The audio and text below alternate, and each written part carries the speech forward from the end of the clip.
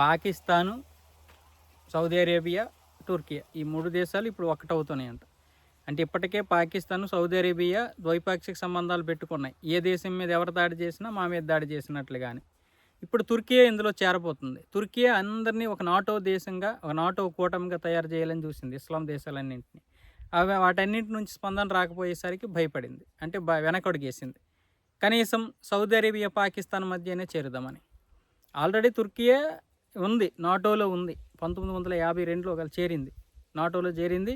కాకపోతే ఇప్పుడు నాటో దేశాలు, అమెరికా ఈ రెండింటికి పడకపోవడం, అవే ఒక తర్జన భర్జనలు పడడం వల్ల మనం కూడా ఒక కూటమిగా ఉంటే మంచిది కదా అనే ఉద్దేశంతో తుర్కియా ఇప్పుడేమొచ్చేసి మనం పశ్చిమాసియాలో ఒక నాటో దేశంగా ఉంది, నాటో కూటమిగా ఉందామని ఏదేదో ప్లాన్ చేస్తే ఎవరు రాకపోతే ఇప్పుడు సౌదీ అరేబియా, తుర్కియా, పాకిస్తాన్ త్రైపాక్షిక సంబంధాలు పెట్టుకోబోతున్నాయి. ఎందుకు? పాకిస్తాన్ దగ్గర అణ్వాయుధాలు ఉన్నాయి. బెల్లమున్న దగ్గరికి చీమలు అన్నట్లుగా ఉంది. మరి ఆ రోజు పాకిస్తాన్ మీద ఆఫ్ఘనిస్తాన్ దాడి చేస్తే ఈ ద్వైపాక్షిక సంబంధాలు అయిన తర్వాత మరి సౌదీ అరేబియా ఏ ప్రకటన చేయలేదు. మీరు సైలెంట్గా ఉండండి అని చెప్పింది తప్ప యుద్ధం చేయలేదు.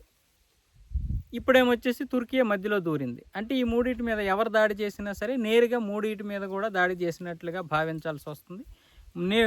నేరుగా 3 కూడా దాడి చేస్తాయి. అంటే అమెరికాకి భారతదేశానికి చెప్తుంది పాకిస్తాన్, ఒకవేళ మా మీద మళ్ళీ ఆపరేషన్ 2.0 ఉంది అని ఏదైనా దాడి చేస్తే తుర్కియా మీద, సౌదీ అరేబియా మీద కూడా దాడి చేసినట్లే అని. కానీ ఇక్కడ పాకిస్తాన్లో అంటున్న రాజకీయ నాయకులు చాలామంది అసలు భారతదేశం ఈ త్రైపాక్షిక సంబంధాన్ని చూసి భయపడుతుందా? నిజంగా భయపడుతుందా? భారతదేశం ఆ పొజిషన్లో ఉందా? ఇప్పుడు ట్రంప్ మాటే వినడం లేదు నరేంద్ర మోదీ. అవసరమైతే మరో 50-40 దేశాల్లో ఆ యొక్క ట్రేడ్ చేసుకుంటామని పరిగెడుతున్నారు భారతదేశంలో ఉన్నటువంటి టీమ్స్. ముఖ్యంగా జయశంకర్ గారి ఆధ్వర్యంలో పక్కాగా చాలా స్పీడ్గా నడుస్తోంది. మరొక వైపు రష్యా మనకి అన్ని విధాలుగా మా వల్ల ఏదైతే మీరు లాస్ అయిపోయారో దాన్ని మేము పూడుస్తాం, మనందరం కలిసి పని చేసుకుందామని.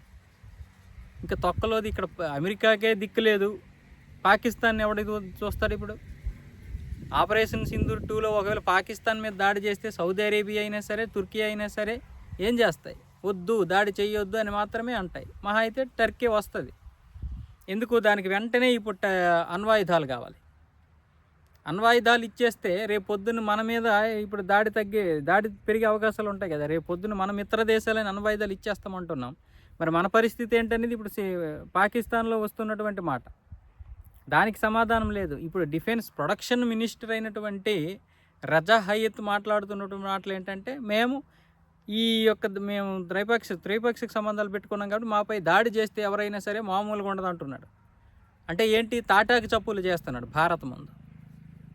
ఇంతకుముందు కూడా మేము ఆపరేషన్ సింధూర్లో మీకు టర్కీ సపోర్ట్ చేసిందిగా, సౌదీ అరేబియా కూడా ఉగ్రవాదులకి ఫండింగ్ ఇస్తుందిగా, అయినా మీ తుక్కు రాగొట్టాంగా.